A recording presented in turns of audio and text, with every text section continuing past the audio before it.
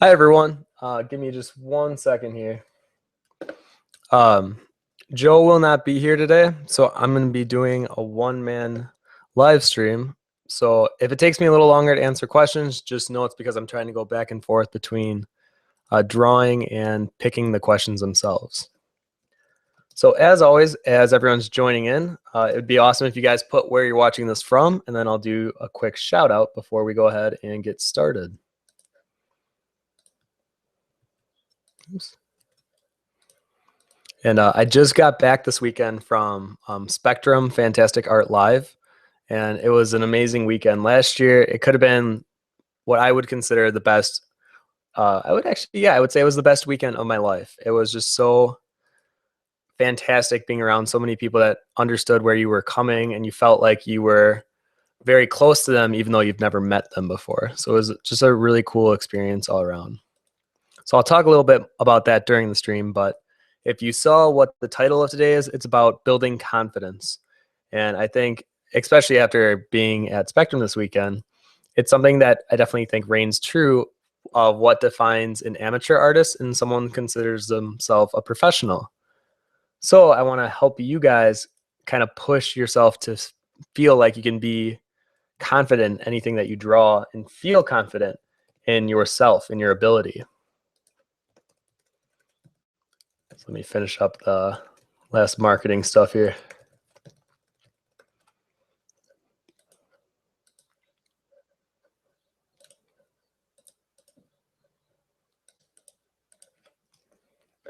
Okay, one more. And if you haven't seen, this will be the last live stream until July. Let me give you the exact date. So July 1st. So we'll be back literally the first day of July because I will be gone in Australia for 2 weeks. So I'm taking a 2-week vacation / I'm doing a convention out there. And the next week, I'm going to be focusing purely on 5.0 tutorials because that's going to be releasing soon. And I want to make sure I get all my tutorials done that I was assigned to and get a few more in hopefully by launch. Okay, I think I'm good on this end.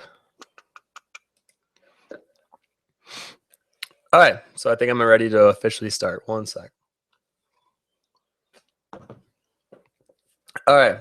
Hi, everyone. I'm Tim Von Rieden with cgcookie.com, and welcome to our Wednesday live streams. We do these every Wednesday at 2 p.m. Central Time, but not during the month of June because we'll be gone, but it'll pick up again in July.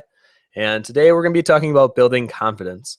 So if you have any questions, even if they don't pertain to what I'm specifically working on or what we're talking about, feel free to ask them, and I will go ahead and answer them to the best of my ability. But since I don't have my moderator, Joe, here today, hopefully I will get to your questions quicker, but it might be a little bit. All right. So someone's asking, Benedict, why is this last stream until July? I'll be in Australia, and I have to focus on 5.0 next week, so I will be gone pretty much until July. Okay. Okay, so I'm going to put these questions on the side here so I can still see them as they're asking. Okay. All right, so I'm going to go ahead and switch my screens. I forgot you guys can't see my screen yet. So I'm going to share I'll share my entire desktop. Ignore the stuff on the side. All right, so I'm going to go ahead and just kind of go for it in terms of like what I'm going to draw today, because I wanted to do more talking than actually presenting a specific idea or concept that I do step by step. So I'm going to be more focused on answering your guys' questions. So hopefully I don't get too distracted about the painting and I can focus on the drawing itself, or on the questions themselves, sorry. All right, so the first one's from Benedict asking, is there overconfidence? What are signs for it? Is it sometimes wise to take a step back to progress a step forward? Absolutely. I couldn't actually think of a better way to describe that. And I think there are some artists out there that are too confident in their ability where maybe their skill level isn't as high up as they assume it might be. Because I know I definitely struggled with that in high school. I definitely felt like I was a big fish in a small pond. But at that time, I thought I was pretty good. But then once I hit college and I met all these new artists and I really put my talent and my ability in the spectrum of all the artists, I was, if not at the bottom, I was definitely near the bottom. And it was definitely a wake up call. And it was a good, I think artists need that. And now that I'm older and I can, do a realistic self-evaluation, I can look at where I'm at realistically and then still compare myself to like the top artists out there so that I can always strive to be better. Because I think if you ever settle for whatever skill level you're currently at, that's when you kind of fail yourself as an artist. So I definitely recommend um, constantly doing like self checks and being like, okay, like this was a good piece that we just did, but let's not get cocky. Like, let's put this to good use and hopefully better ourselves on the next piece.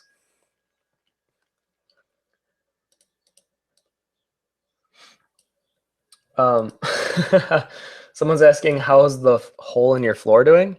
Pretty good. I actually got the cement poured last weekend while I was away in Kansas City, so hopefully the stairs will be built soon. I'm glad you're concerned about my hole in the floor. Another question, when will the winner of the contest be announced? And any chance of getting feedback?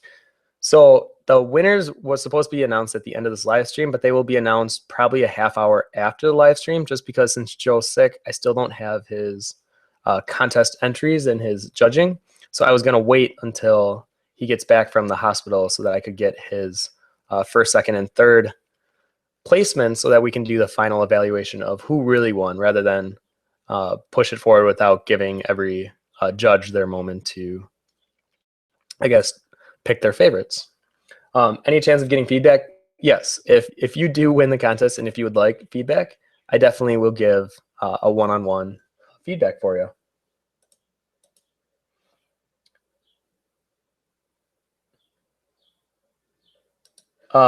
Juliana is asking, what made you decide this week on building confidence?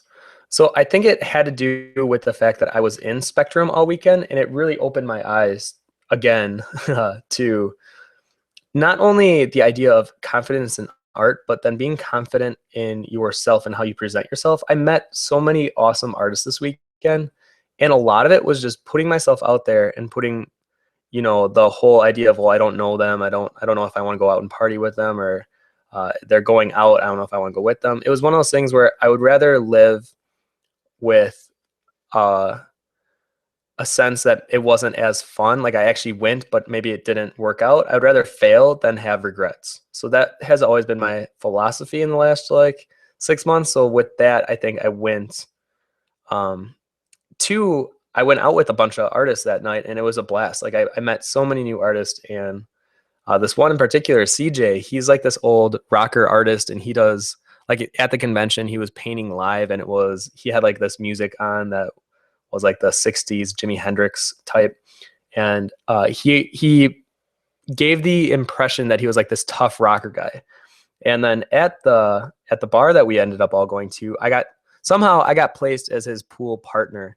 And the whole time I was like, man, I feel so bad for him because I'm not that good at pool. And I'm sure he's thinking like, oh, this kid, like, come on.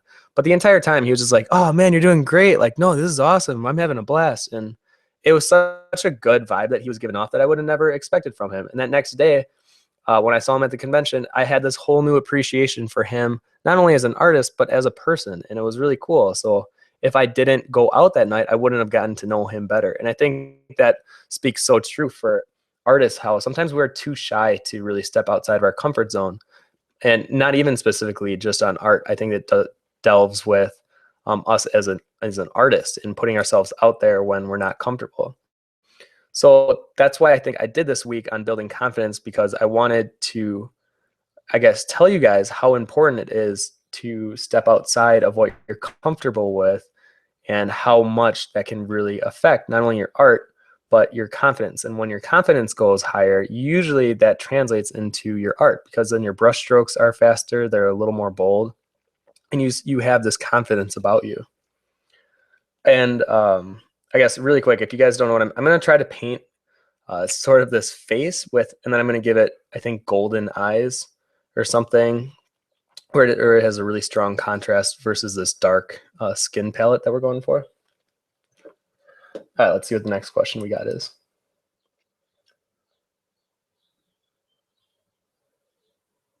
Okay, so someone's asking, I just saw an art video that basically was saying that you shouldn't care about your level. Just be the person who actually makes stuff and never stop making stuff, no matter if it might be bad. Just disregard the level and keep working. Thoughts? Okay, so this I actually do agree with, because one of the things that I heard recently that I really stand by is someone said that you are born with like 10,000 crappy drawings in your head, and before you start doing good work, you have to get out those 10,000 drawings first. So I do believe that there is a quantity factor, but I do think that while you're doing your quantity, I want you to push yourself a little bit in each piece. So like rather than draw the, let's say you were doing studies, if you did 10,000 sphere studies, you might be really good at drawing spheres by the end of that. But have you really expanded your knowledge into other forms? Where no, I bet if you tried drawing like a face or something, you'd still be pretty uncomfortable and still on the noob side of drawing. So I think it is good that you need to keep drawing and draw every day. But I want you to vary it up at least a little bit. Like if you still like characters, I would put your focus on characters. Maybe every now and then do like a tree study or something, but really, really focus on like anatomy and focusing on the values of the face and the nuances that make up the face. And I think that will make a better, I guess, quantity than if you just went at it kind of recycling the same stuff over and over and over again. Where I know I get stuck in that, where if I just need to draw that day, I will definitely do something that maybe isn't as forward thinking and it's just like a head profile with some feathers or whatever in it. But I'm still looking at something new to draw. So even like if I draw horns, I'll try to do a new horn shape or something that at least is a little different than what I normally do.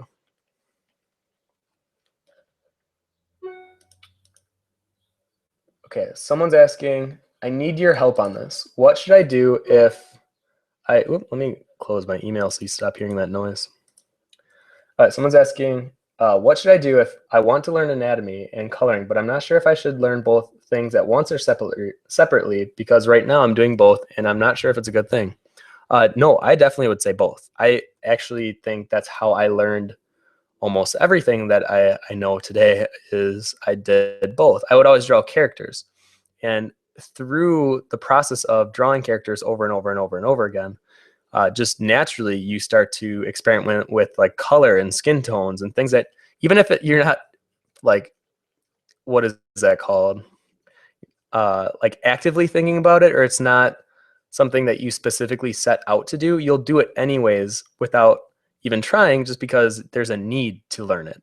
And when there's a need to do it, that's usually when you learn most. So like if you needed a color transition on the, like let's say you're drawing a female legs and you needed to do the how do they fit into the boots and what shadow is there, you'd probably do a little research and referencing on figuring out how the shadow or the boot looks, and then you would draw it.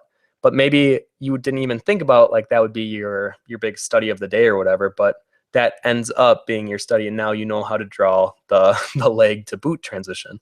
So I definitely think combining as much into a piece as possible to learn is good, but I do think that if you're specifically trying to learn one thing, like if you really want to do gold, maybe do a few studies first, where sometimes if you just go for it, you might not be satisfied with the results, and then that's where you can get angry with the piece or unsatisfied. But usually it takes a little more than just one time to really understand a subject matter, something like gold or how to draw leather correctly. So don't expect it to happen on the first try either. Someone's asking, hospital, is Joe okay or just needed a little help to kick something? He just needed a little help to kick something.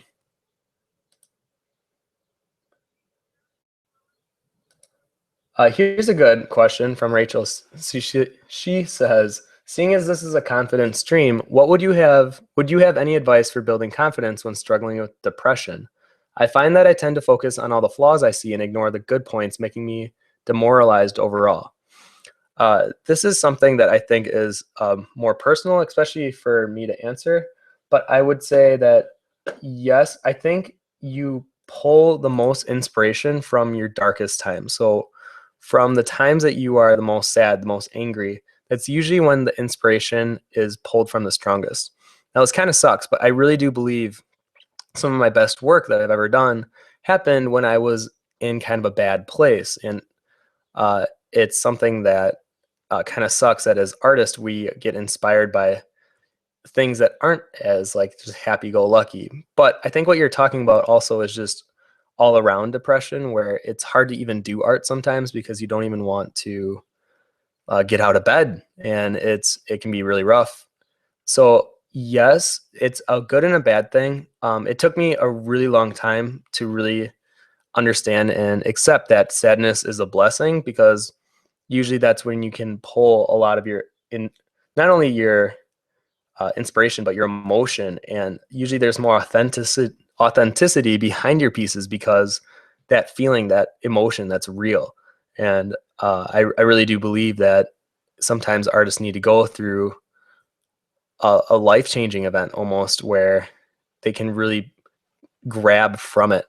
Now, the hard part about depression and doing art is you sometimes don't want to do art or do really anything when you're depressed. You just want to kind of sit in bed, or you want to just curl up and not really talk to anyone. It's a bad place to be in.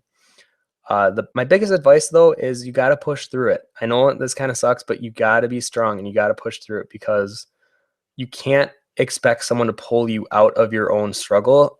You should be the one to pull yourself out. And you'll be so impressed and amazed by how strong you really are. I think it even on a more personal note, I think for me it took getting down and being broken and losing everything before I really had a realization of what, my freedom was, of what I was capable of. And just that realization of how strong I really could be was so empowering, that I think all artists need to have some kind of a phase where they need to rely on themselves, and then they push through. Because once you push through once, it's kind of like I always think of The Biggest Loser because I used to watch it so much. But once you understand that you can rely on yourself, you don't need outside forces running your life. Things just seem to happen so fast after that, and then you like with your art, you're able to just go. You don't need inspiration anymore. You don't need that self assurance. You can just go, and it's wonderful. So I know it's kind of hard. It's easy to hear. It's hard to actually go through, but trust me, just stay with it, and hopefully you will pull yourself out from that dark place. And if you need a little extra kick, just send me a message on the Facebook page and I will give you a little boost of encouragement.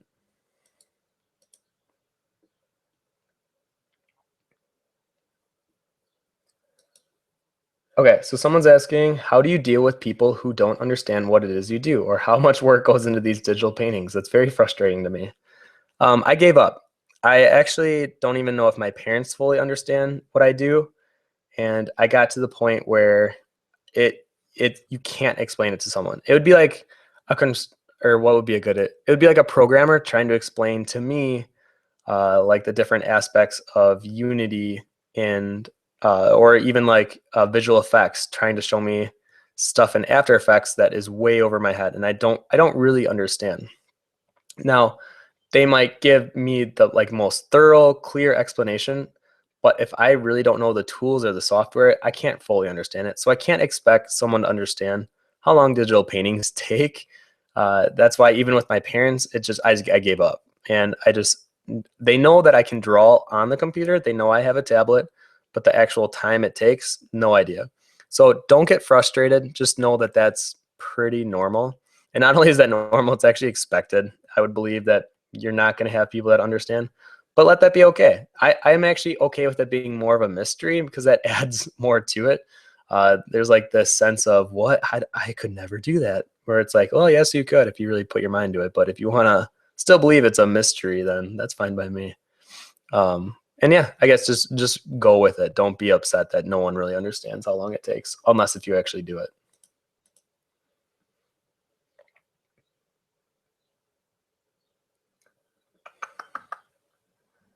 Um,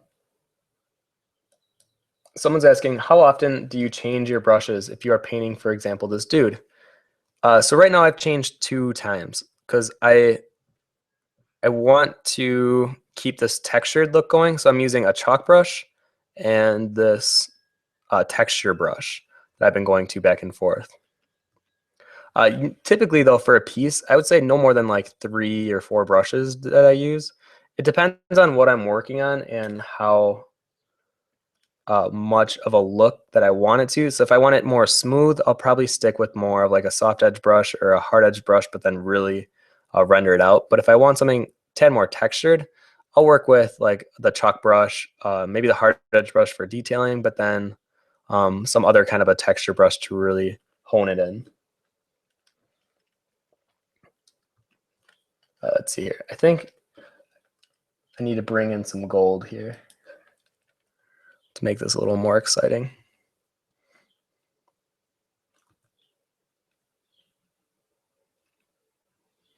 So 1 second, let me paint in where I want the eyes to be.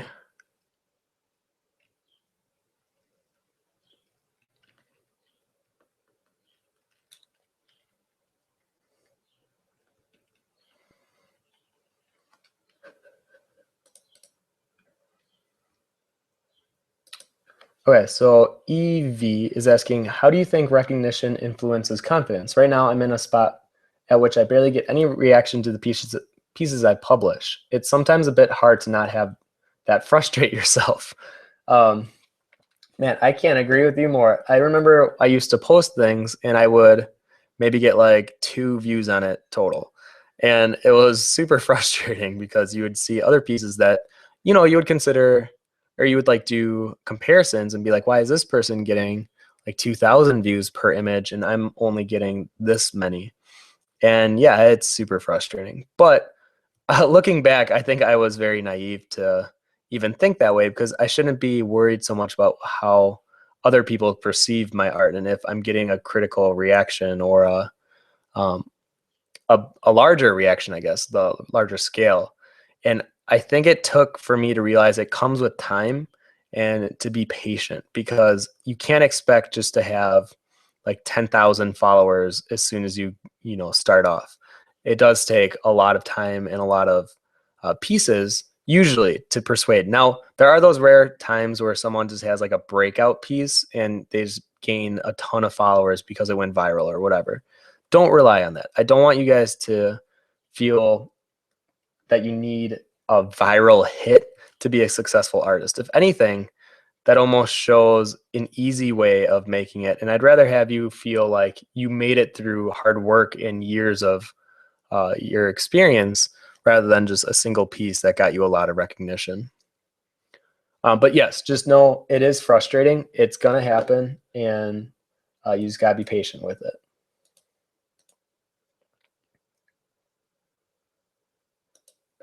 Someone's asking, do you think filters are important? No, I actually would recommend staying away from them, especially if you're a newer artist, until you can fully realize how to use them without it looking like you used a filter. There's a lot of artists that might be thinking that they're doing a pretty good job at covering up their filter, but I can tell you, if it's not, it's so hard to make a filter not just be blatantly obvious and distracting that I would recommend staying away from it right away.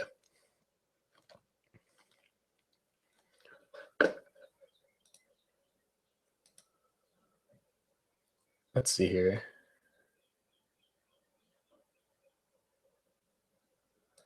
Someone's saying in a previous live stream you talked about using swatches, and I see you using them now. Is there a tutorial on them on Concept Cookie? So you can actually download the swatches that I use on Concept Cookie, but I don't have a full-fledged tutorial on it because I always waited on doing a color tutorial. But I probably could do one in the next month or two because now that I'm doing the 5.0 tutorials where it's a lot of fundamental stuff, there is a color course that I have to record in the next coming months. So I would definitely expect it to come sooner than later. And I'll definitely talk about using swatches and how I use them and why I use them and that whole 9 yards. For a stream talking about confidence, I want to make this guy look a little more confident than what he's looking like right now.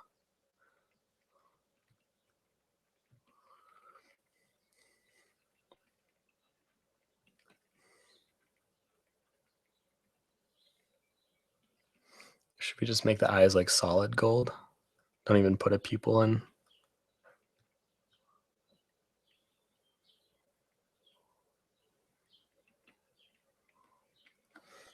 All right, let's get another question.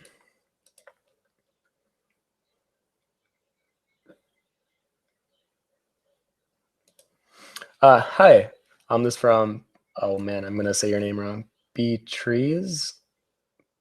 Uh, sorry, I'm not familiar how to say the last part, but she's asking, or he, hi, what are some ways to get through that scary blank canvas stage?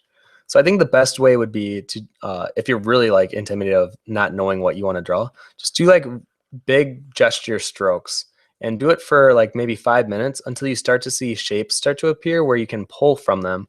And that's what one of my friends, Pui, does. He lays down like a chaotic mess of color and shape and form, and then he'll pull inspiration from it, and then he'll define what his subject matter is from that. So it's kind of a cool way to go about it. It's definitely a different way when you go in blind, but it's one of those where you should try it, because I used to do it a little more than I do now because of the spontaneous happy mistakes that you get. And it's really exciting sometimes to I guess, get something that you weren't expecting at all, and the piece becomes something that maybe you've never would have attempted before either. So that's always been something kind of cool with uh, starting a blank like that.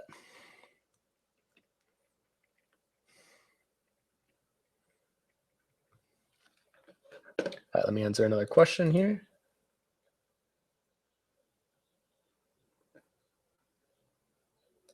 Yes, from I am not. They're saying, here's a tip to those who want to get their art out there. Market yourself. Don't just post it on your DA gallery. Send it to groups, post it on Facebook, Reddit. And for fan art, find the audience for that thing and post it there. That builds a following. Totally true. Even this weekend, talking with so many artists, marketing yourself is actually one of the biggest things about being I guess, modern artist in this day and age, where it's I mean, it will always be about doing good art, obviously, first and foremost. But the second part is being able to market yourself just as strong as your art.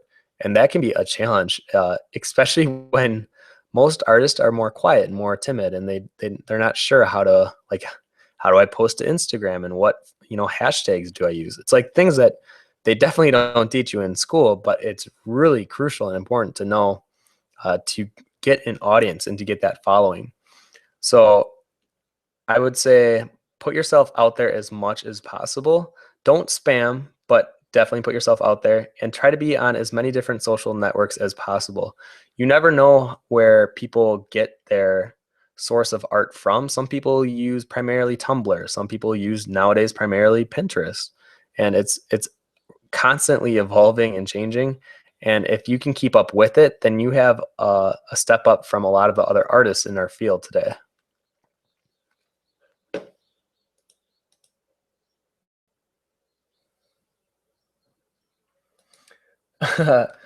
Yeah, Tijol, I think I said. I am so sorry if I got your name pronounced, but if I got it right last time, that's a miracle.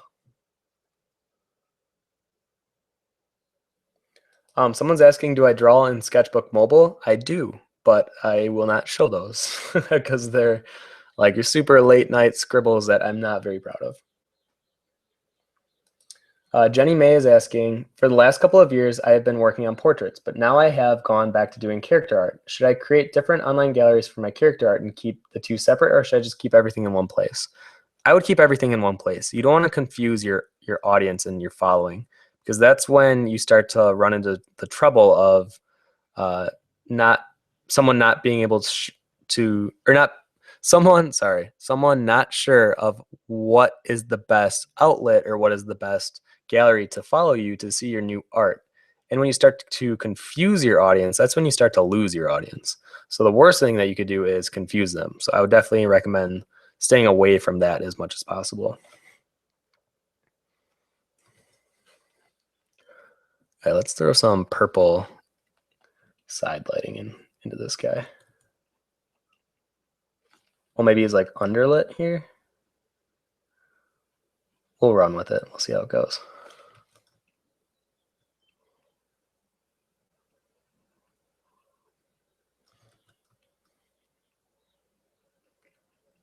Oh, and just a reminder, if you joined kind of midstream, this will be the last stream until July. I will be in Australia in about a week or two, and then I'll be there for 2 weeks. And then next week, I need to focus on the 5.0 tutorials. So we're going to cut them until July, and then we'll bring back. And hopefully I'll have a bunch of new stories to tell you guys, and we will get back on it.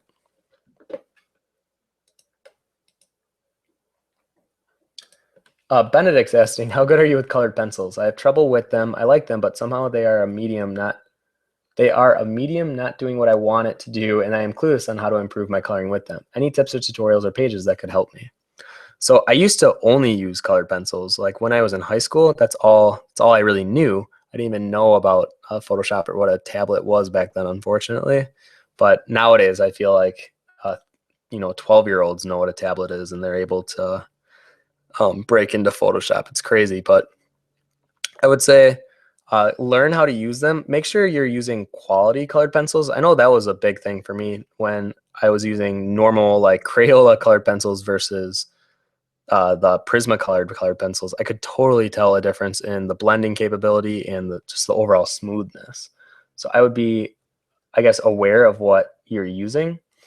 And then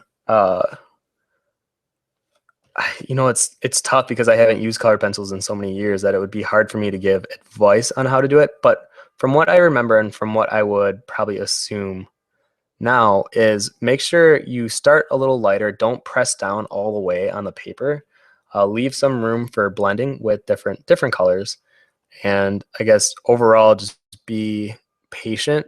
I think when you rush with colored pencils, it can result in something that may be too rushed looking, and then you're not able to change it as much as you might want it to. So I guess just be patient with colored pencils and take it slower.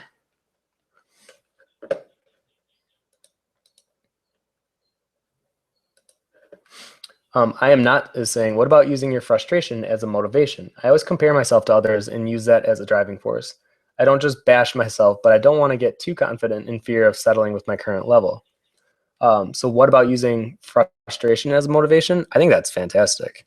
I know you guys always, for those that always come to this live stream, they hear the story all the time, but in high school, my art teacher drove me insane. She, at one point, said I wasn't a real artist. I was just a photocopy machine. And she wrote this email to my parents, and I was so vividly angry that I did a piece specifically towards her where I was pretty much I drew like a screaming piece. It was angry, it was frustrated, it was everything I was feeling toward her. And I remember when I was near finishing it, she came up behind me and she was like, "No, that's more like it," or something along the lines of she really appreciated and approved of this new piece of art. And that almost frustrated me even more that she liked it, because it was supposed to be like this big angry like F you in a way, and she liked it, and it was frustrating beyond I couldn't even describe it. But looking back at it, I am so glad that she pushed me out, not only of my comfort zone of just drawing faces all the time, but of realizing that I have more to offer than just being a photocopy machine. And I think I needed that. And sometimes we need that push, that to get angry, to get frustrated at something, and then really let it show in our art to because sometimes we don't know what we're capable of until we're pushed to kind of put up or shut up. It's like that whole, what is that, fight or flight scenario. So hopefully you will show your flight and use your frustrations to your advantage rather than let them kind of bring you down.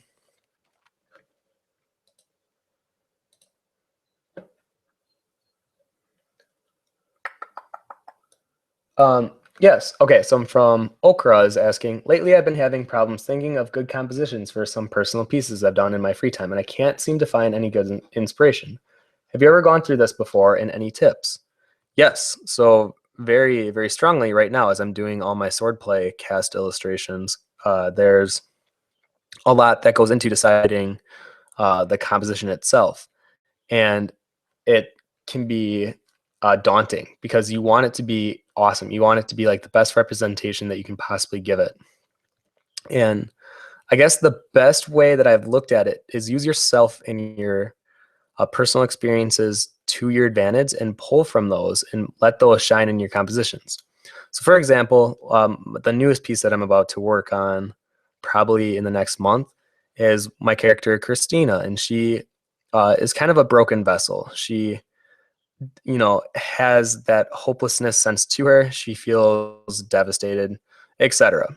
And I pulled from my own personal experiences, and I always considered myself floating through that. So whenever I felt kind of numb through life, I always considered it floating, and there wasn't really any consequences to any actions. I felt weightless because nothing held merit. So for her composition, I have her floating in a pool, and it's this very decadent pool. It's over the top, it's extravagant, and everything should be happy, but she's just lying there. She's floating on the surface, and you can just tell that it's not fully or it's not there with her. She's like in stark contrast to the scene around her.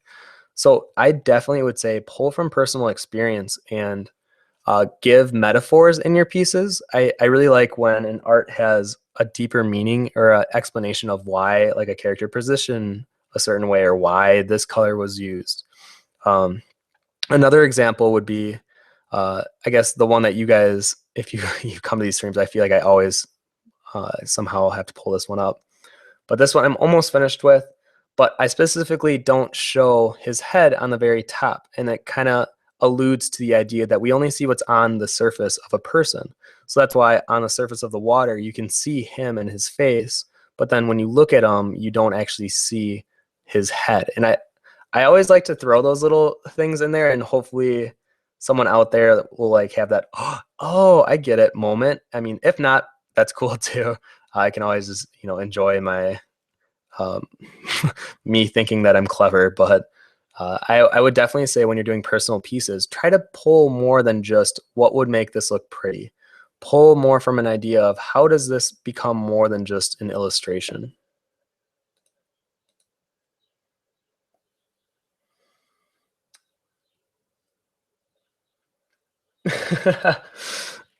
Someone's asking. All right, Benedict says, you want to show your late night scribbles? Confidence, Tim. We won't eat you. So you get it and show us what is the worst that can happen. What's funny is since I got my new phone, I got a new phone recently, and I actually don't have Sketchbook on here. So all the images that I had were erased because my phone had like an internal crack, apparently they called it. So I wasn't able to save any of my pictures or anything from it. But you know what? Just so that I don't leave you empty-handed, let me go ahead and show you what. All right, so this is what I did last night. I was continuing working on it. So it's just a little dumb scribble. I'll go more into that later because I used it from this Reckless deck. I don't want to feel like I'm advertising, but I got this at Spectrum. Pretty much it's a deck full of cards that have different things on them. Like in the case that I was drawing, I had Goggles, War Paint, and Mohawk. So the whole point of this deck of cards is you pull from them. There's different ways to play them, but I like the one where you just pull 3 or 4 random and you draw it. So then I drew my guy with a Mohawk, War Paint, and the goggles on his head. So a cool little thing, if maybe you're interested in ideas sometimes don't come as fast as you just go to recklessdecks.com and yeah, that's where you can pick them up. Let me switch back over to the canvas here. Okay. You know what this is starting to look like to me? This looks like Nightcrawler or something. That wasn't really what I was going for, but I guess it's okay.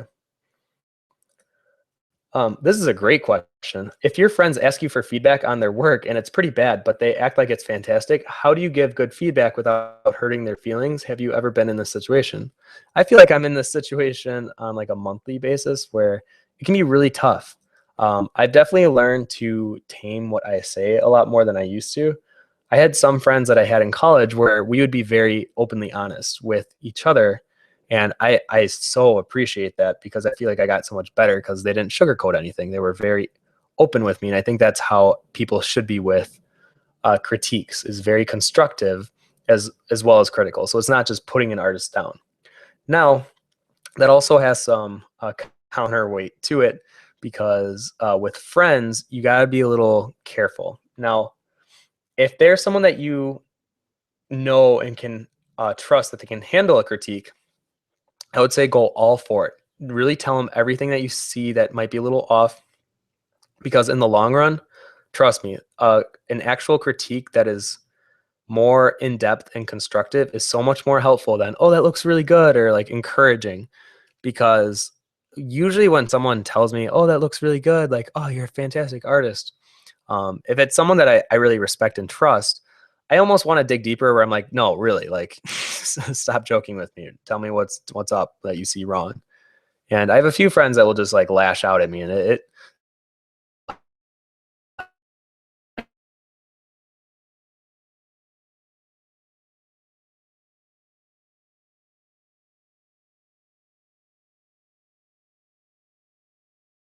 learn in school, sometimes in like middle school, of how to compliment something while also giving it some form of, you say something good about it first, and then you say the negative thing about it, and then you say the positive again.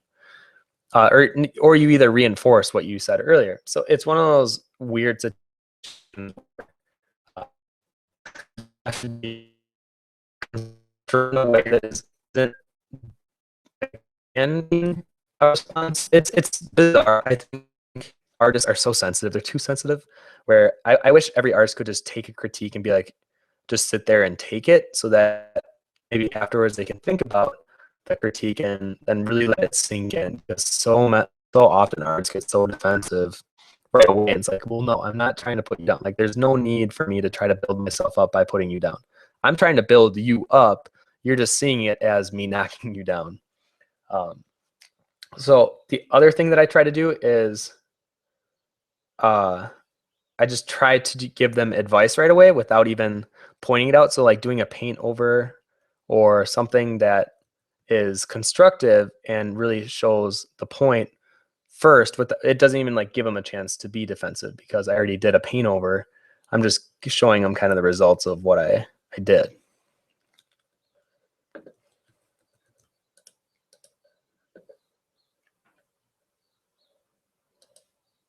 Are some of your characters based on people you know, and have they ever noticed that? Um, Not specifically yet. I think most characters that we create have a very strong base in ourselves, and whether that could be who we wish we were, or maybe a heightened version of ourselves, or maybe what artist was talking about it that I was just listening to? They were talking about how all the characters that we create are like sexier or stronger or more rebellious versions of ourselves that we wish we were. And we create these characters as an extension of ourselves and who we want to be, or maybe who we want to experience life through. So I thought that was really, I guess, inspiring. But also, I do think a lot of the people that are in our lives are very much a part of the characters that we create. And I think it would be selfish if I said it's only ourselves and all the characters we create. There's definitely like, well, heck, even with one of my characters, Grizzy, it's this older woman that is all grizzled out, and she's definitely based on my high school art teacher, and I definitely have a foundation there for my old high school teacher, and that's where the inspiration came from. So yeah, I definitely think that'll happen. And until I release my book, I don't think anyone would actually notice it. So we'll see. Maybe ask me in a few years after I have Swordplay done, and I'll then be able to answer if they noticed or not.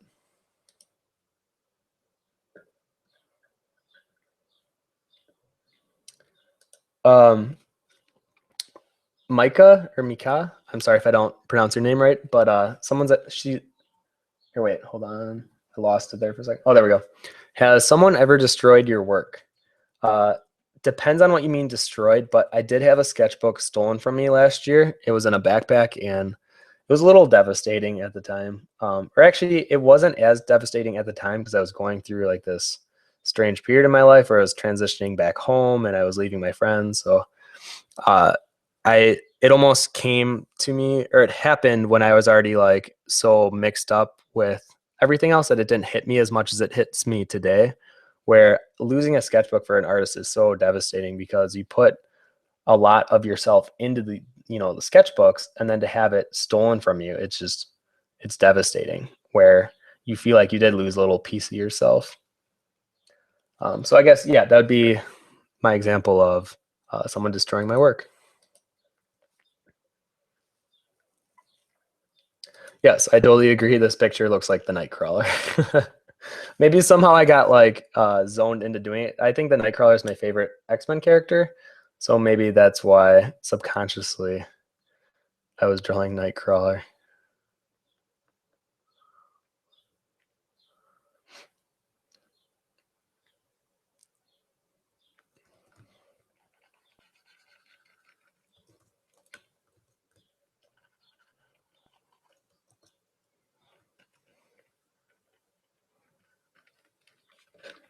Let's see here. I am not is asking, I'm usually pretty happy with my pieces up until the end. Just as I'm finishing up a piece, I grow tired of it and start to question it, but I'm happy again with the next one just before the end. What gives? Have I just stared myself blind on it? This happens to me pretty much with every piece I have ever done, where near the end of it, you always have this weird sense of not being 100% satisfied. Well, maybe you don't. I hope you guys don't, because it's really this horrible feeling of I could do better. I mean, I guess, one aspect of me says, well, it's a good thing because then in your next piece, you'll try to prove to yourself that you can do better. But sometimes it's demoralizing because then you'll look at your pieces and you'll never be 100% satisfied. Um, Even with a piece that I finished a month ago, the red illustration I did, I still think I could go back and touch up the rocks or do stuff that would improve upon the overall piece. But uh, it's one of those things that always go back to that whole idea of done is better than perfect. So I would rather you, like what you're saying, at least you're finishing these pieces, because I think if you got stuck in that whole awful mix of never actually finishing a piece, that is more devastating than not being satisfied with your piece, because then you never have anything to show. And then that hurts you in the long run, because then if you never have anything finished, you never post anything, you never gain that following. And then it's this whole other cycle of maybe it's hard to find a job then. And that can be the real devastation.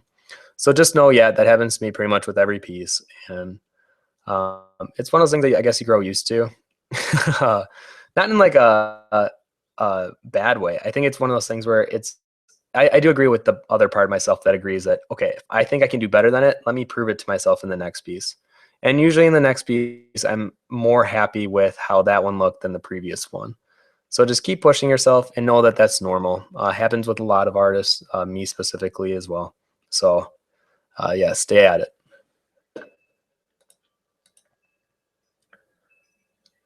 Um, Someone's saying there's a problem with the stream, video and sound are stopping. Let me know if it fixed itself. It says live on my screen still, so if not, maybe right now everyone let me know if it's working, and maybe just like upvote one of the stream problem comments. All right, someone's asking I hope the stream's still going, but someone's asking any tips on drawing a character in perspective. I never seem to be able to grasp the concept, specifically 2 point. What is for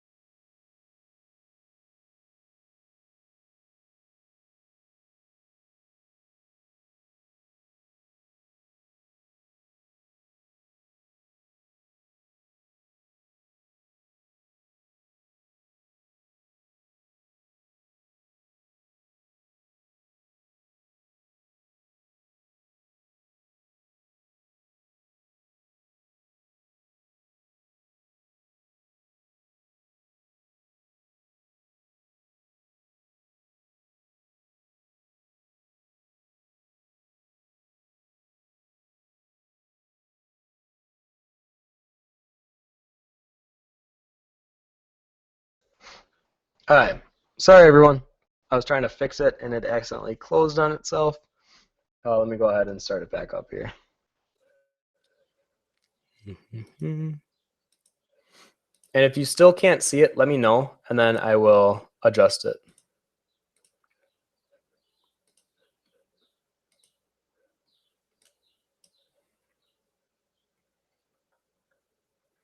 And yeah, if you can see it, upvote a comment so that I know that you guys are back on and that you can see it.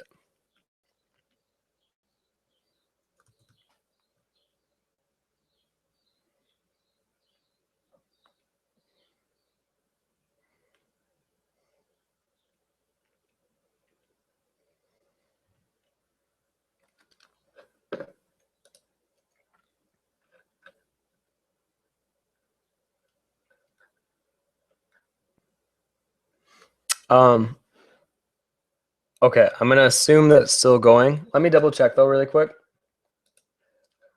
I'll just check my other account here. I'll just log in.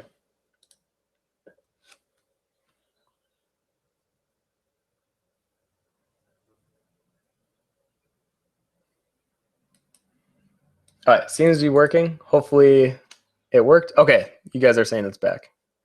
All right, wonderful. Let's see here. Let's pick another question then. Oh, someone's asking where can I buy these decks? They're called recklessdecks.com, I believe. Let me check the side of the box. It's recklessdeck.com. And yeah, you can check it out if you would like one for yourself. Now, me and my friends were while I was buying it, we were joking that we should just make our own and then just do it that way. And I do think that that would be kind of cool.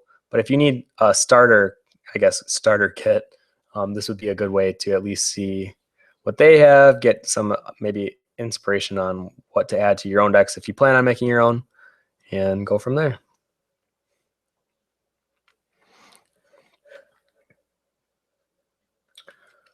Oh, another big question I had this weekend at Spectrum, I had a few people ask me, what's the best way to see all my in-progress sketches and stuff?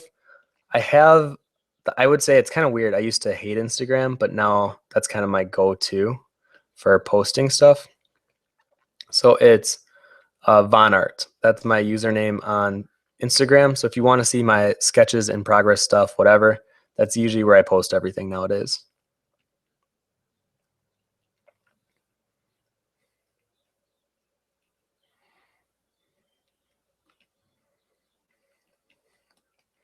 I wonder what would happen if we added like,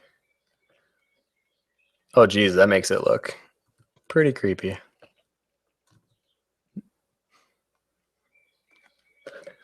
Let's pick another question here. I'm just gonna delete all of the back and it's having problem questions.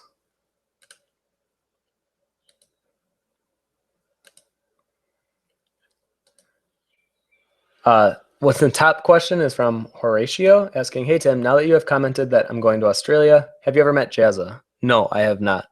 I don't think I will meet over in Australia, but you never know. Maybe I'll reach out and see if we could meet up somewhere.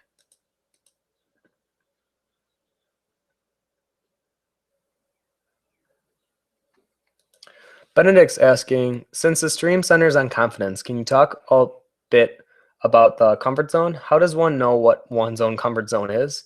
How much should you depend on it? And is it important to focus on the comfort zone and specialize or be more open-minded? That's a good question. I think you realize what your comfort zone is when you go to draw something and you have like a blank mind on what you're going to draw. And then whatever it is you draw when you are literally have no ideas, that's your comfort zone. So like when I'm just by myself and I'm watching TV or something, I'll always like start drawing a profile or a head, and that's my comfort zone. And it's very easy for me to recognize that. And if you don't know what your comfort zone is yet, then you might not have found like your niche or like what is something that you would feel super comfortable drawing without having to really challenge or push yourself to create something that you're proud of. So it's not necessarily a good thing to have a comfort zone that you're super like you're too comfortable, I should say, with it, but it's good to at least recognize what it is so that you can while you're drawing it be like, now am I really pushing myself? Is this something that I'm way too comfortable doing? But the next part of your question is how much do you depend on it? So there is a good amount of myself that would say, yes, I think you need to really focus on your strengths so that you can push those, beyond what you think you're capable of. Because it's like my friend Paul Hoffner. He works at Riot now, but he would talk about how you can either be, oh, what was it? It was something about being like a Nava or something where you're pretty good at everything, or you can be a master of one thing. And what would you rather be?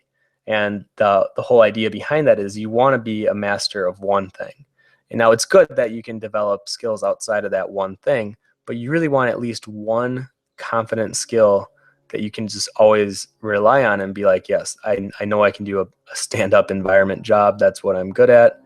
And you can just whip it out, because then if you really want a job in this industry, you have to specialize in something usually. Now, they do admire artists that can dabble in anything and everything, because that means you have a well variety of skills that you can put at your disposal. But sometimes they just really want the very best of a best that you can provide. And if you haven't focused specifically on one thing, then there's a good chance that you might not be able to give that client what they want in terms of like let's say your assignment was a character piece that will blow away, what is out there right now. Chances are, if you haven't done that many characters, I mean, you're familiar with doing them, but you're not like super confident in blowing people's minds away. And there's a good chance that, your piece won't be that crazy cool that that art director may want. But they could go to a character artist that has been doing this for a few years, and that's all they do, and they've gotten really good at it. That's probably the person they would go to. So I think at least understanding what your comfort zone is and building on it is important. But then when you have extra time or you want to do something, you should challenge yourself to be like, okay, I'm going to do an environment on this piece, because you never know how whatever you learn during that environment piece can actually translate into doing your characters.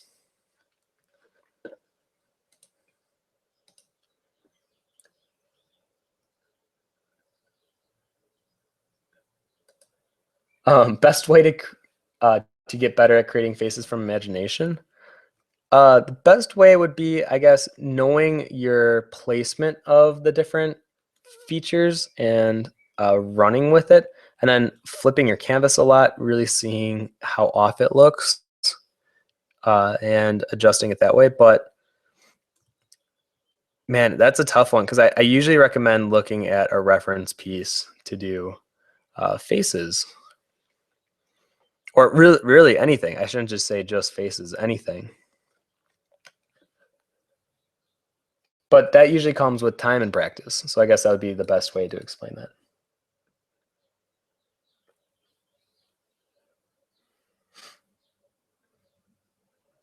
Vincent's asking, does your art teacher know that you're an amazing artist now? I don't think she would ever call me an amazing artist, but she was actually more proud of the fact that I teach now. And then when I talked to her, she said she really got the idea that not only was I competent, but that I really showed a promise in being able to help other students.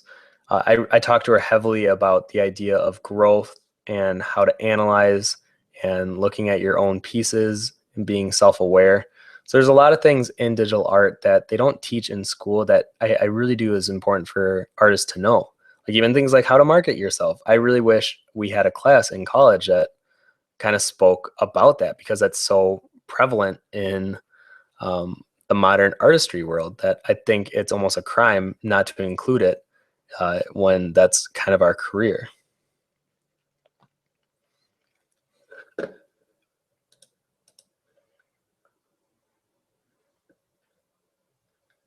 What is the easiest way to stay in touch with me? Instagram. So I know it can be. I used to not be the biggest fan of Instagram, and of course now that's what I'm on the most. But that's how I would stay in touch. But while I'm in Australia, I plan to bring a GoPro with me, and hopefully I can compile a little video of all the sights and cool art that I see over there. I really want to go scuba diving, or My dream would be to go shark diving because sharks and open water are like my two biggest fears. And I've learned through life that I learn the most when I tackle something that is unknown to me or something that I'm afraid of. So hopefully I can get some good footage of that. But it kind of depends on the people that I'm with. So we'll see if they openly want to go shark diving.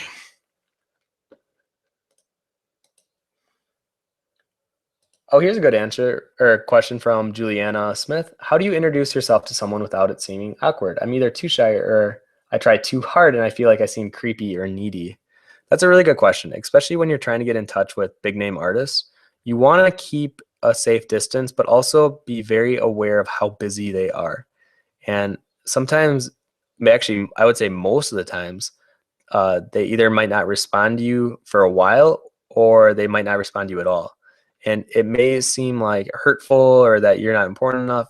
It's more or less that they are too busy and they want I almost feel bad for artists nowadays that get a lot of fan mail and stuff because I know they probably want to answer every single question or critique that comes in, but they just don't have the time for it.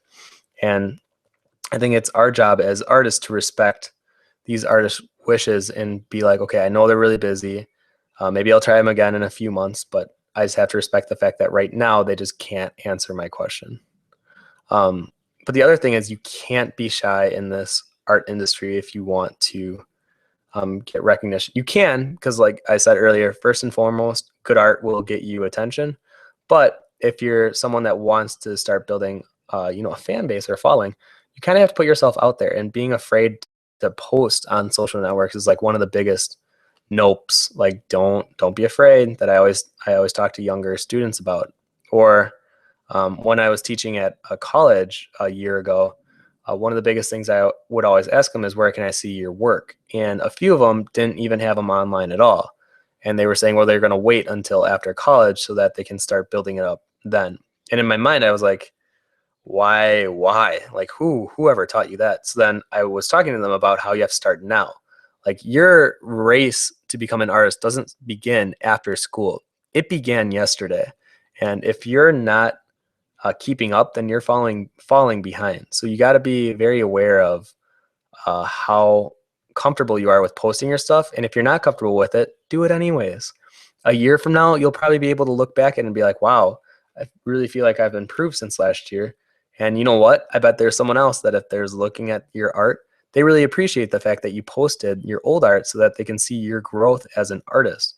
Because usually that's really encouraging for a younger artist. So if anything, I would say it would be selfish to keep your art to yourself. Post it so that you can have others not only appreciate it, but then maybe be inspired to see your growth, and maybe that'll help them push through a personal struggle. Um, oh, someone's asking, how long is the stream going to go to? I'm going to go to 3:30 my time, so about 20 more minutes, and then I'm going to go ahead and stop it.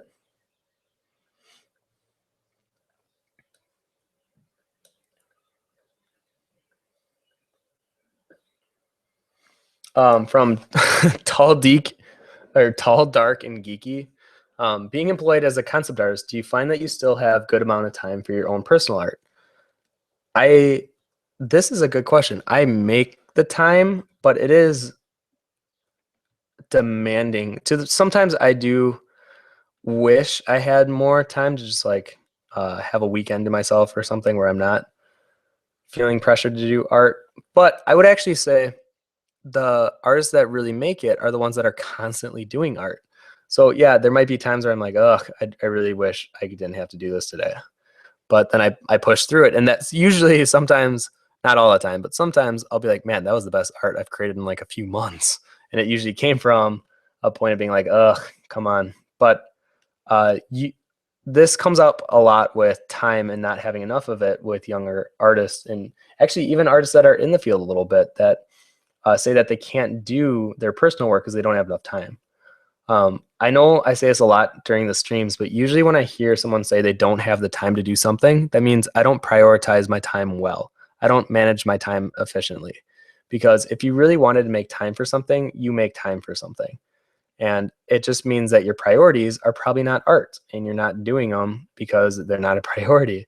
And that's okay. It doesn't mean like it's a, I'm gonna chastise you for not doing art 24/7. But if someone asks you then if you how much art do you do in your spare time, and you say, well, I don't have enough spare time to really do my art, that's when I start to get like, come on, like I do my eye roll, and like, really, you don't have time at all. There are actually, but I do agree, there are some people out there that legit just like have two jobs, and they come home and they just pass out because they can't, they physically, mentally are so drained that they can't do art. So those, besides those few rare exceptions, usually artists are just being lazy when they say they don't have time. Or they started a project way too late. That happened all the time in school, where, and you'll see it. You'll see the people that wait till the last minute to do their art, or the ones that are just constantly doing it, and then by the end of the semester, the ones that have a really good, you know, uh, project, or even the semester work of portfolio pieces, those are usually the better ones because they put more time into it. They should be more recognized, and I guess just recognized as doing harder work than the artists that waited until the last week or last day. Oops, let me zoom in.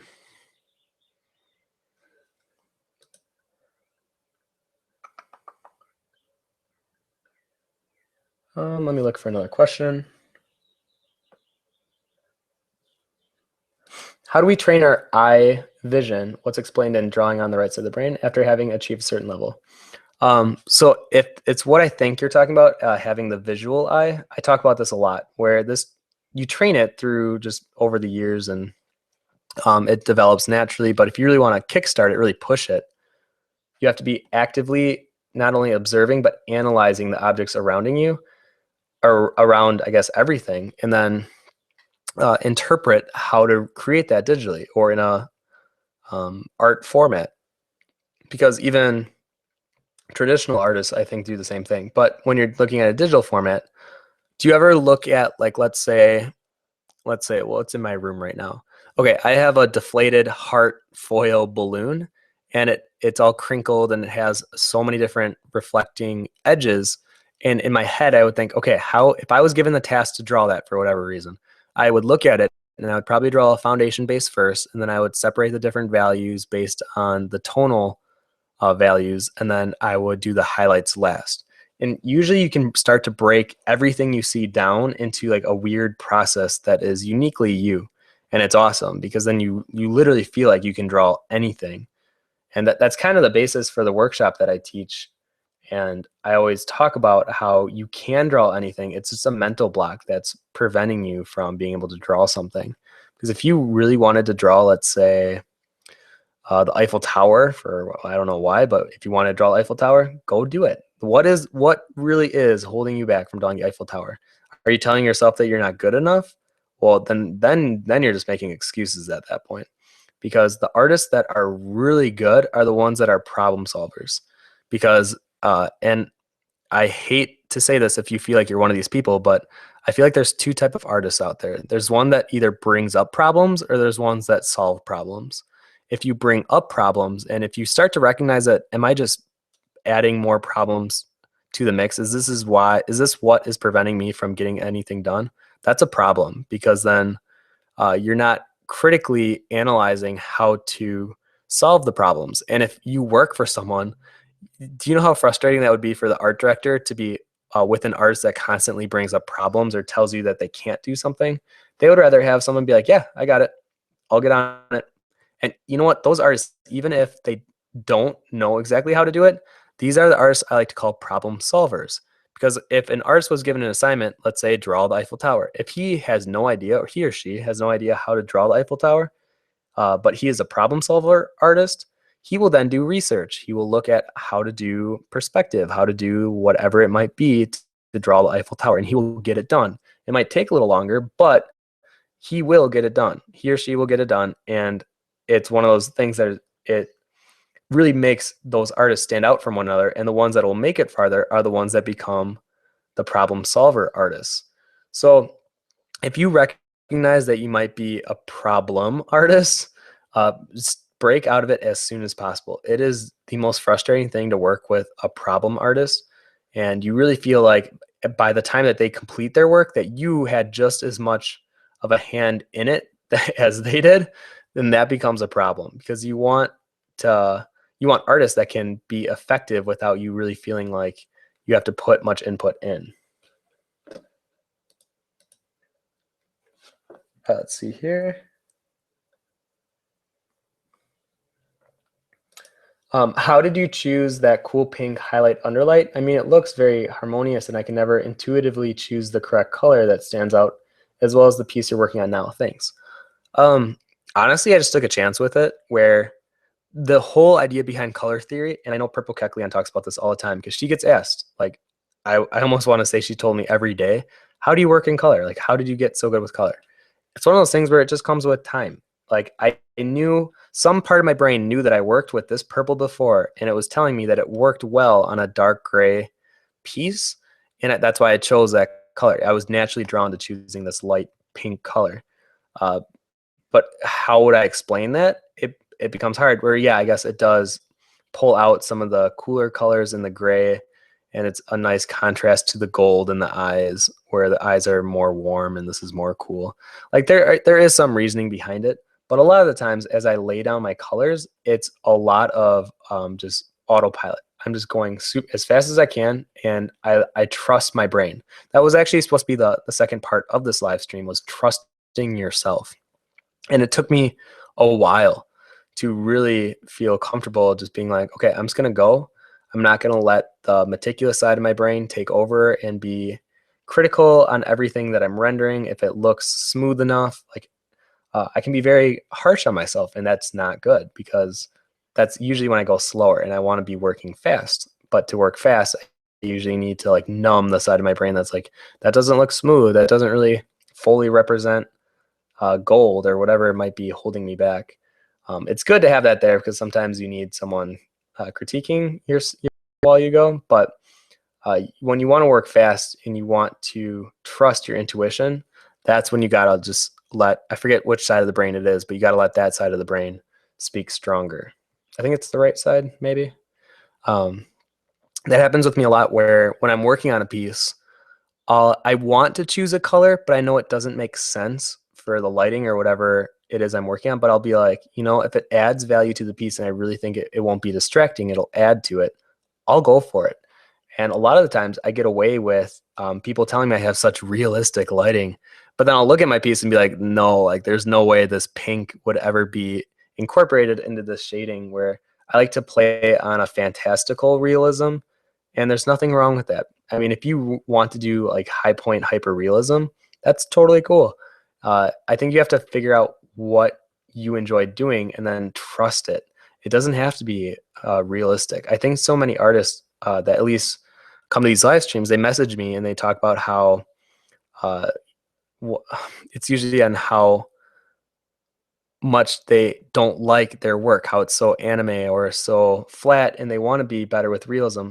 But I always ask them why. Like, why is it that you don't like your art style? Is it because you truly want to be more of a realistic artist, or is it because you see other artists doing a different style and you want to do that style, but you're not sure why? So I don't recommend everyone doing realism. I think the world would be boring if everyone just did realism. But if you really enjoy realism, do that. And if you really enjoy doing flat style with two-tone shading, do that. There's nothing wrong with it.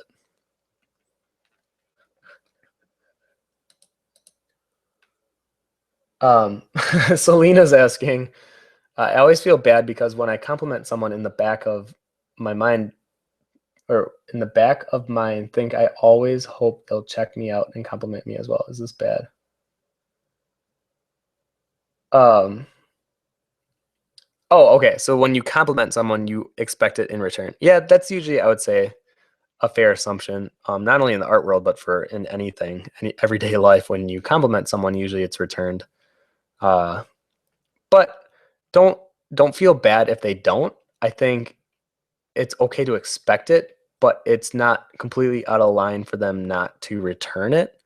And would you really want a compliment that didn't feel genuine? I guess that would be my best answer for that. Where if someone compliments you, you'd probably want it to be because they genuinely meant it, not just because they felt forced to.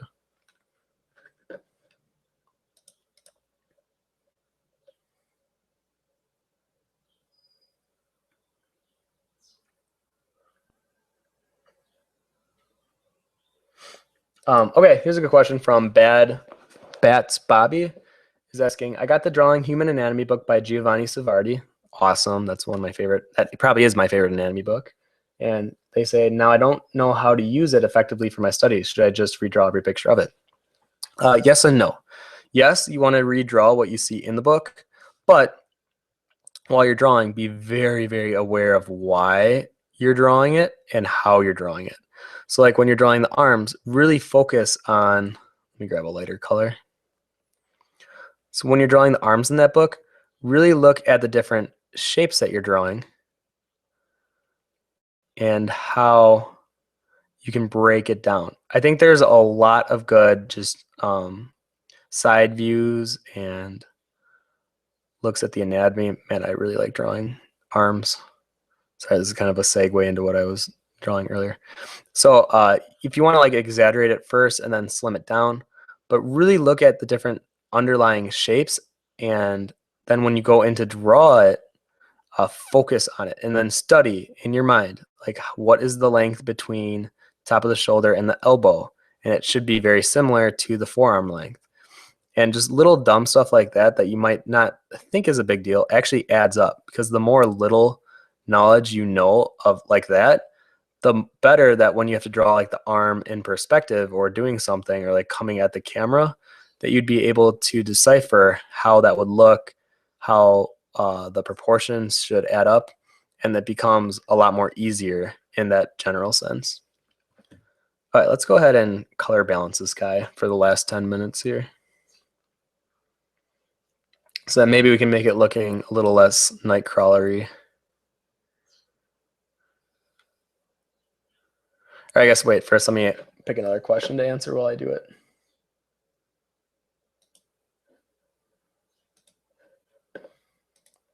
Oh, Dennis Brown, awesome. Hi. How can you transfer your confidence from your own pieces to a professional standpoint? This weekend I was asked with some 3D environment art, but my confidence working for someone myself is not very high compared to creating for myself. That comes with time as well. I think you'll notice that you usually feel a lot more confident working on personal pieces than you do for other people. But sometimes when you're working on other people's work, because you're so disattached from it emotionally, that it actually can be easier, and you can sometimes create better pieces. I think actually like 2 of my best pieces I ever did were for other people. And it just kind of goes to show, sometimes when you're so disconnected from it, you're unafraid to mess up or make mistakes, so that oftentimes you do things that are more bold, more vivid, and it comes out better. So when working with other people, if you still don't feel very confident doing it, I mean, there's nothing wrong with being like, no, I don't know if I could be the right person for this job. There's no shame in being able to admit that maybe you aren't the most qualified to do the job.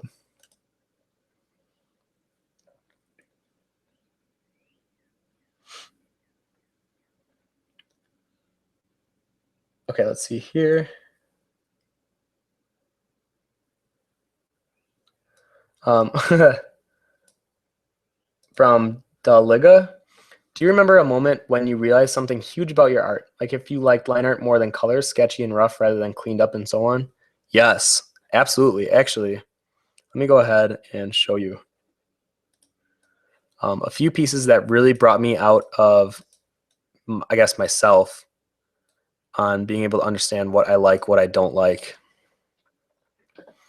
It's sad that I have to use Facebook as my my go-to for a gallery. I guess a really obvious one would be when I started sketching my traditional pencil stuff again. It wasn't until I met Alan Williams that I really, I guess, fully realized how much I like drawing organics and horns and things that are maybe seen as imperfect. So like this piece means a lot to me because that's the first time I really drew something considered more ugly.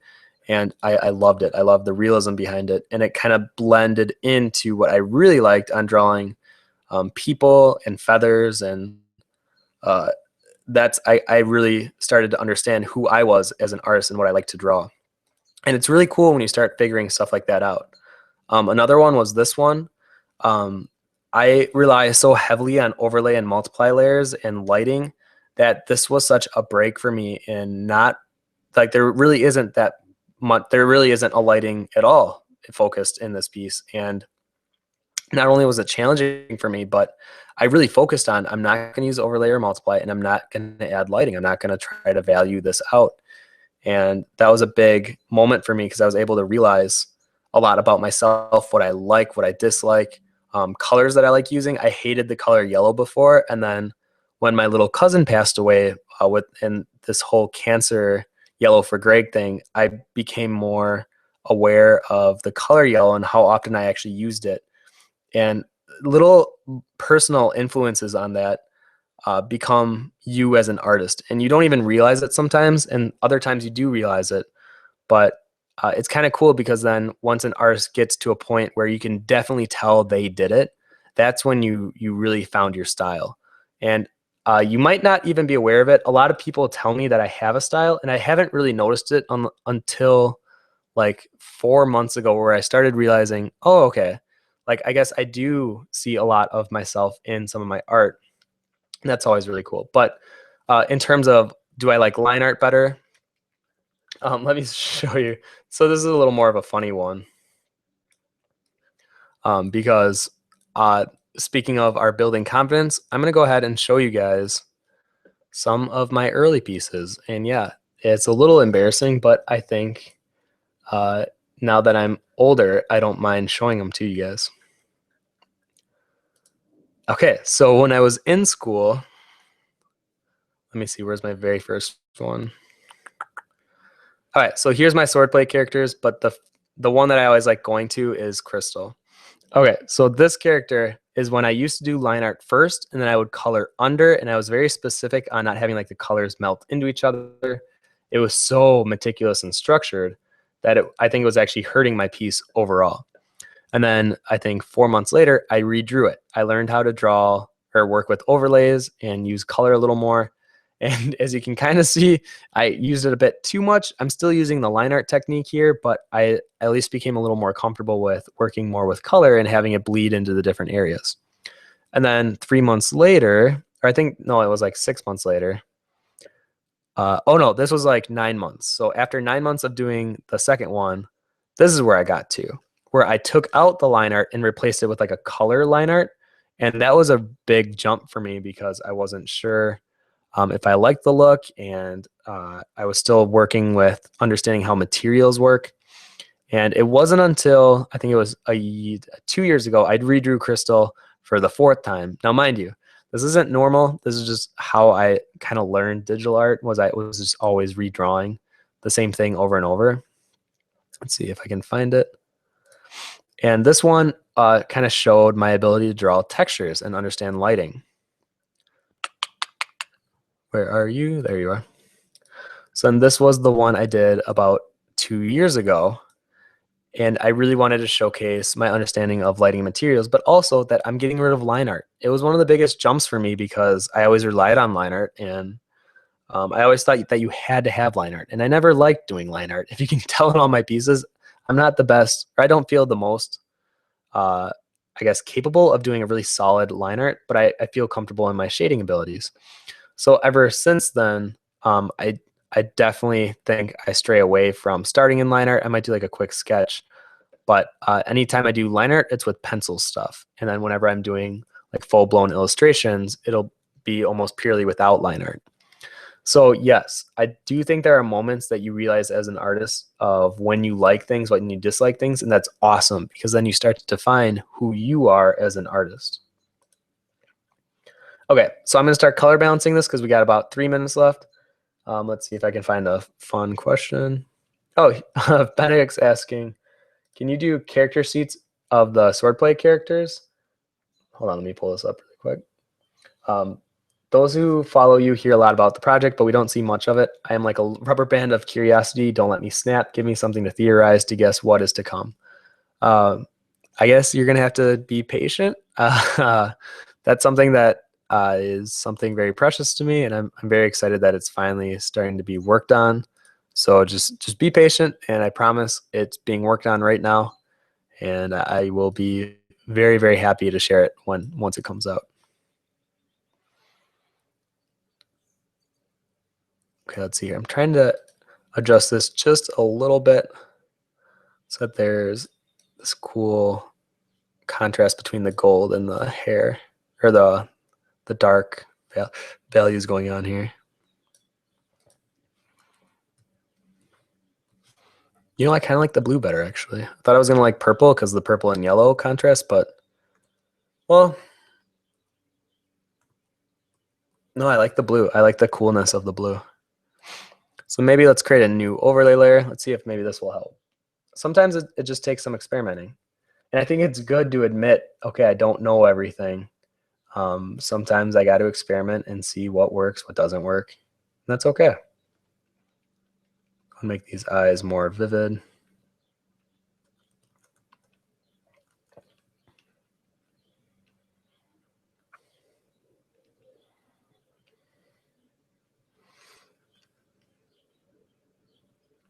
Okay, I think I'm gonna start cutting the stream off. Let's see if I can answer maybe like 3 more questions here.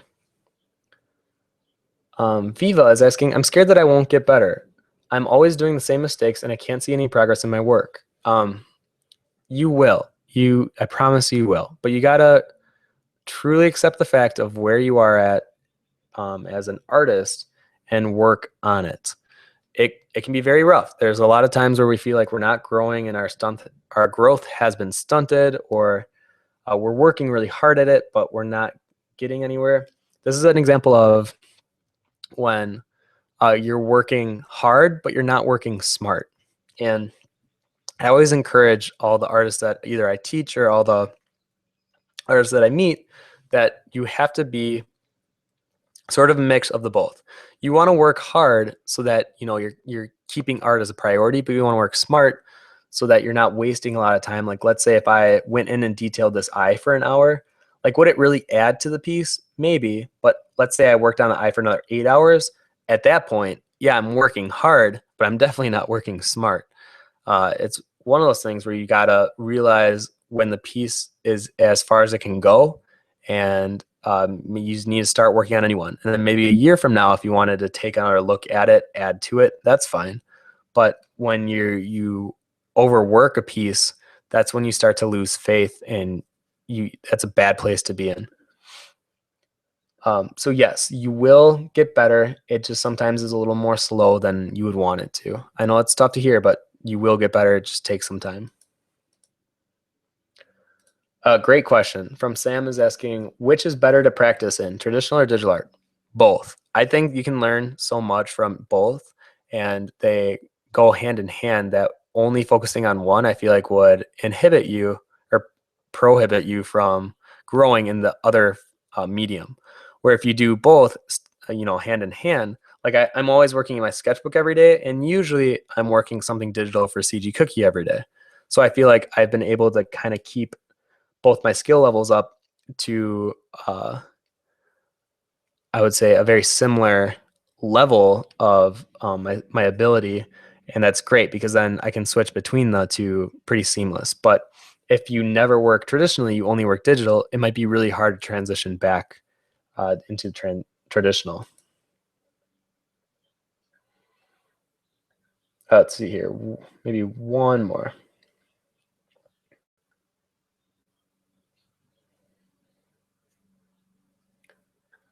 Oh man, there's a lot of questions. I am so sorry that we won't be able to get to a lot of these because of this will be the final stream for a little bit.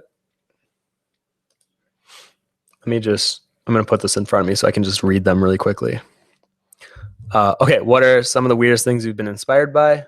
Usually the weirdest things will inspire me. I had a tutorial on it on CG Cookie. You can watch it on this plant that unfortunately is now dead.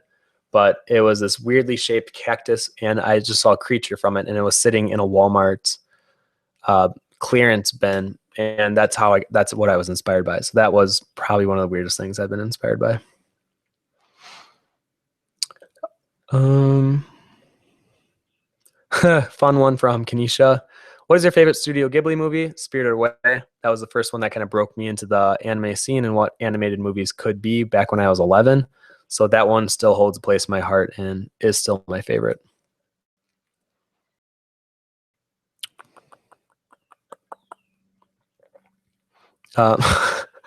You guys are asking some funny questions. Every time I draw a girl, my sister says it looks like Barbie. How do I keep my characters from looking like Barbie?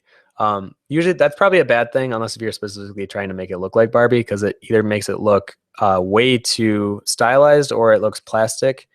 I guess be very aware of how you're drawing the angles of the face. You're probably drawing it too slender and too slim, where maybe pull down the jawline just a little bit. You might be starting it like way up here, where you want to start it just a little lower. Now, on a guy, it's a little different, but on a girl, usually it's not as cut and defined. In terms of like it being lower, usually it's a softer curve. So just be more aware on how you're doing it and maybe widen it just a tad. Let's see here. What is a fun way of practicing drawing? To be honest, these cards, I don't want to feel like I'm promoting it because I'm not the one actually selling them, but this deck is a good way for people that just need something quick that they can draw, like maybe right before they go to bed, they have a sketchbook and they made it a point to draw like 10 minutes every day. And this is a great way of just pulling 3 cards and whatever those 3 are. So like, let's see here. If I had to just pick random 3 right now, it'd be, what is this? Okay, it would be a drink, cocktail, or potion, refined jewelry, and a jumpsuit. So you can only imagine what kind of a character would have all 3 of those. And then you just do a quick sketch of it. It doesn't have to be anything refined or detailed, just something that gets the concept out. And it pushes you to like explore where you're getting inspired from and where you're seeing these inspirations. So that's kind of cool. Ralph is asking, how should someone go about creating their own style? Is there a point where they should stop focusing on anatomy and start to build their own style? Yes. Yes and no. I don't think you should ever focus on building your style. It'll come naturally, and it's like the hardest thing for an artist to hear, that you shouldn't work on creating your style. But trust me, the more that you understand how you work and what you're comfortable with and what you like, what you don't like, it will slowly merge into your style. But trying to force it usually will make it look like it's forced. And oftentimes when we're finding our own style, if we're specifically trying to find our style, that means that we might have been inspired by looking at someone else's style and being like, man, I wish I had such a defined style. And we might either create something that's too similar to that or something that might not actually be your style. And that will just hurt you because then you feel like you've cornered yourself into doing this specific type of art where maybe that's not even your style. So let it come naturally, and don't be I guess hard on yourself if it doesn't come right away. It'll come in time. Okay, I'll do only a few more. I know I was going to send maybe one more question, but since I won't be here for the next 4 weeks, I feel like I should answer a few more. Oh, Rachel's saying, thank you. I feel a lot more determined to draw art now. Awesome. That's what I like to hear. Keep doing art. One of the best quotes, I keep it on my desktop. Every day is a rededication. It was from that an Apple commercial or something where this spoke so strongly to me. It spoke volumes. So I keep that on my monitor. That is a reminder that not only can I can't just rely on what I've done in the past to support me as an artist. I need every day to be my rededication. Someone says, be sure to send Joe our best wishes for a swift recovery. Absolutely. I'm sure I'll see him later today, so hopefully he's doing better. How do you get motivated to draw every day? It's a passion for me, and I think it should be for you. If you really want to be in this field, then art becomes second nature. It's like eating or breathing. You're just always doing it, and sometimes you don't even know why. You'll just be sitting behind your computer drawing, and you're like, oh, I thought I was doing something else, and then you're drawing. I often actually forget to eat behind my computer while I'm drawing because I'm so focused on drawing. But if you're really having a hard time being motivated drawing, maybe it's because you're trying to draw too specific. Maybe go outside.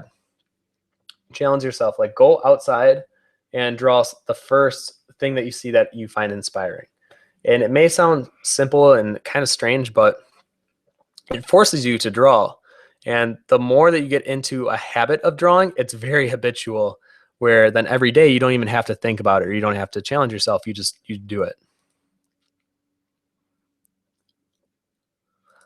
Is there one character you love drawing over and over again? Red. Red, my character, I think I end up drawing all the time in my sketchbook all the time. Okay, last one, and then I think I would cut it short. They're not even short, but I just have to cut it.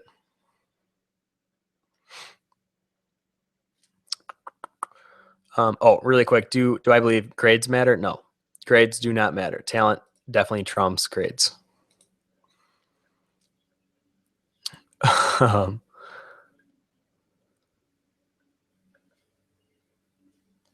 Oh, that's awesome. Your uncle has a bunch of feathers. Do you want me to send you something? Yeah, that'd be awesome.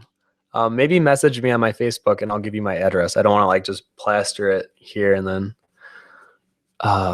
get some strange person standing outside my house with like their portfolio. Can you critique?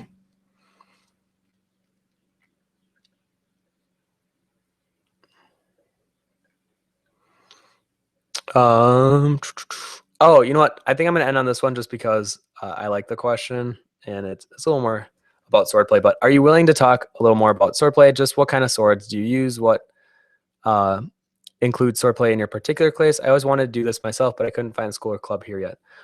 This is actually a little strange. My swordplay is actually a metaphor for a battle of wit and dialect. I've never been a big like action fight fan. I've always been very inspired by battles of the mind and when it's conversation and it's like a battle of dialect where you have to like listen and interpret what someone says to you in an argument and then push it back, or not even an argument, in a discussion. And I love that. I love when things can be solved or sometimes even heightened through just conversation. And that's what swordplay is mainly representing. But there is fighting in the book, but the swords that I do have, all the weapons are very unconventional. So I don't even think I could. I think there's one person with a sword, but the rest of them are like, they have, like Red has her giant box that she hits people with. And one person just has a butterfly knife. Another person has a little dagger that comes out of their high heel. It's just unconventional weapons for the most part. Okay, so that is the last question. I want to thank you guys for coming to this live stream. I won't be back until July 1st, but that's when we will get these going again. I hope to see if any of you are in Australia. I'll be at Supernova the weekend of the 19th. And oh yeah, for those of you that were entered into the Rose Princess contest, I will be monitoring. I will be judging the final tallies. I'm kind of waiting on Joe, but hopefully he'll be here soon so that I can let you guys know who won. And let me think. Oh, really quick. So if you guys didn't know, I went to Spectrum this weekend. Got some cool stuff. If you don't know who Bryn I won't say Metheny. I'm sorry if I mispronounced that. She did a tutorial for CG Cookie last year. It was on creature design, and she was there. So I picked up her newest book. It's really cool. She's definitely an inspiration in terms of creature stuff and doing creatures that are imaginative. So if you're into creatures, I would definitely give her a check out. She's such a nice girl. Always have good conversation with Bryn. So that was one artist. The one that I never heard of before that kind of blew me away, his name is Victor Mori. I don't know how well you'll be able to see this, but he's a French artist that now came to America, and his stuff is amazing. He was a really, really down-to-earth guy, and his work was phenomenal.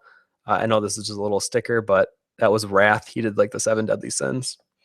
So hopefully I'm going to see if I can reach out to him and maybe do a live stream with him. I think it would be really awesome to get his point of view on stuff. The Reckless deck that I've been showing you guys, and then I guess, yeah, I don't want to go too long. Lastly, I did get the Art of Mad Max Fury Road.